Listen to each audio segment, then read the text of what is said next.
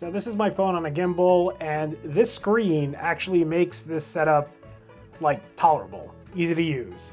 Honestly, not even just tolerable and easy to use, but it makes me actually want to use this setup because no matter how many gimbals, no matter how many lenses they come out with for phones, it's never a good experience.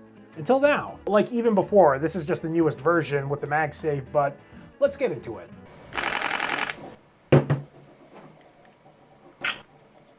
That's it. That's the intro. What's up everyone, Omar here, and today we're going to talk about the Newmowa. I've had 3 iterations of this, still can't pronounce the name. The Newmowa wireless monitor, and yes, monitor, for your phone, and also like on iPhones it works wired too, which I personally like when doing overheads, but we can talk about that a little later. Right now, as you can probably see, I am recording this on my Fujifilm X-M5. For all my Fuji people, I am gonna do a review on this. I just wanna use it for more than like 3 seconds before actually giving my thoughts on the camera, because it's kind of an interesting camera, but we'll talk about that in the future. If you wanna see that video, like and subscribe right now. I'm gonna give you like 3 CTAs here because I'm so bad at reminding people to do that. Now, as a content creator, you always hear the best camera with you is the one you always have. The one you always have is your phone. The problem is you can never actually properly frame yourself easily. But this company, and there have been a couple of knockoffs that have come out since, this company has done such a phenomenal job that I decided to make a quick video about this tonight. Also, excuse the mess. I am in the middle of an edit right now. I gotta look away at a different screen for a little bit. This is honestly just as big to me, maybe even bigger because a lot more people are gonna use it, as when Apple introduced ProRes Log to their iPhone. I'm gonna turn this off. I'm gonna turn gesture due to performance limit. Okay, so if I shoot this in Apple ProRes, I don't get hand gestures. And in case you're wondering, yes, this is the old Insta360. I hate gimbals. All right, so now notice how I can see myself. And now the gimbal is tracking me, and you can see that it's tracking you too. So now when you step away, and you don't necessarily need a gimbal for this, but when you step away, you now have a monitor that you can look at and say, oh, this is my picture. Real quick, when it's wireless, for some reason when it's wired and wireless, you have to do these settings, but you see how it's my right hand here? Oh, oops, stop recording. So because it's my right hand, when I flip it, it's mirrored. So all you gotta do is tap this guy. And now that's upside down, but while it's flipped for you, I can now see myself perfectly fine. And it makes my life a lot easier because I'm no longer guessing where I am. And now I can use even the telephoto lens if I wanted to for better subject compression or just to give a different perspective. And I know how I'm framed because I have this thing right here. And honestly, like, why did it take so long to make this? It doesn't make any sense. Now, like I said, I have a few different versions. The 480p one, which was still revolutionary, is somewhere there. This is the old version that was still really good. It's actually as good as this one, except that this thing here was actually magnetic, but onto a bracket that came with it. And now this version just has a straight up MagSafe attachment. And if you don't have a phone that has MagSafe, like if you've got an Android and doesn't have that magnetic charger, it comes with a metal ring that you can slap on the back of your phone, and that's it. It just mounts to it right away. So let me get my phone back. Let's go into, say, for example, the Blackmagic app now. All right, so I'm just gonna change a couple of settings to make this tolerable for everyone. So say now, we all know that the Blackmagic app has these here, onion skins, framing guides, whatever you want to call them. And what that does, if you're not familiar with it, is that you can now compose both for horizontal and vertical video at the same time. Because if you see the grayed out, let me make them a little darker. Okay, so these are like extra dark right now, just so you can see it pretty clearly.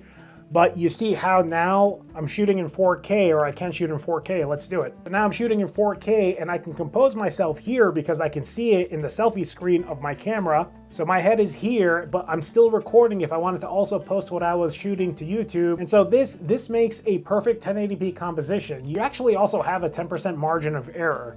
But the thing is, when you turn it around, like right now, can you guys see what I'm pointing at? Do you see what the framing is? Of course not. That's when this becomes really handy. Honestly, all I'm doing is driving the point home here, but oh, would you look at that? And I know it's kind of blown out on the Fuji right now, but I can see myself.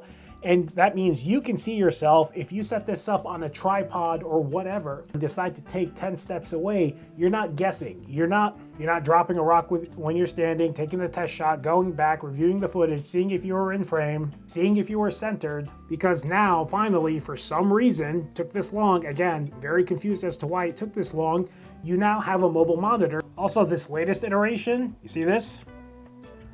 Focus Fuji, there it is.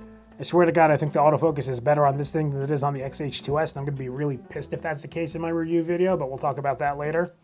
So here's this switch. You press it, and it should blink here. There you go. And now it's actually recording. I use the Blackmagic app, so there's a little lag. And that's it, man. It's just, it makes life so much easier for everyone. My place is a mess, and also early Ramadan Kareem to anyone who's going to be fasting Ramadan. Also, if you're going to be lifting after Maghrib, one day. Just one day and then go. You can eat later. 2 or 3 dates, you're donezo. That aside, the wireless functionality isn't even my favorite part of this. So now I'm going to turn this thing off. That's it, it's officially off. And this is actually what makes this really impressive to me. It's that it has wired functionality, so not only do you get low to no latency, but this legitimately becomes a production tool because the image quality, Apple ProRes 422, I hate complimenting Apple, but they did it right. That codec, their log, it's really good and it color matches exactly to my commercial Canon cameras. I can't even begin to tell you how crazy that is. So say for example, you wanted to set up an overhead shot and you want it to have secure tethering. So right now, there's the phone. I'm plugging a USB-C data cable. This isn't even a good one. Also very odd, the old version came with one and this version did not. I don't know if it was missing from mine. Oh, and before I forget, yes, MagSafe. I think I said it, but there, now you can see it, MagSafe compatible. So this has 2 ports right here. One of them is for power, one of them is for USB. They're pretty clearly labeled.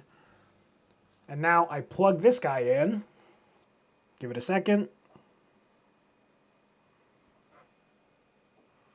And there you have it. Oops, sorry about that, that's my face right there. There you have it. And if you want a remote shutter so you're not trying to tap your phone if you're mounting it overhead, press that button, that flashed right in my eye. And there you go. Press it again, and it stops. Start, and stop. It's a beautiful thing. Also, it's USB-C, real USB-C, so you're not going to be struggling to charge it. If you want to connect it wirelessly, I forgot to actually even mention that. All you do is you turn this on, go into your Wi-Fi settings, and mine is set to connect automatically right now, and then you just cast it like you would any other screen. So here's this. Now I'm casting it. Oop, that's right. And then it really, like, it just mirrors your screen. There you go. That's really all it takes. Let's see if I lower the exposure so I look more normal on camera. There we go. Kind of, right? Sort of. You guys get it. You guys definitely get it. You leave it connected, toss it onto your phone, and that's it. Now I can see myself. You can point things out pretty easily. You can see my XH2S with the Sigma attached to it right now. Honestly, kind of crazy how small this thing is.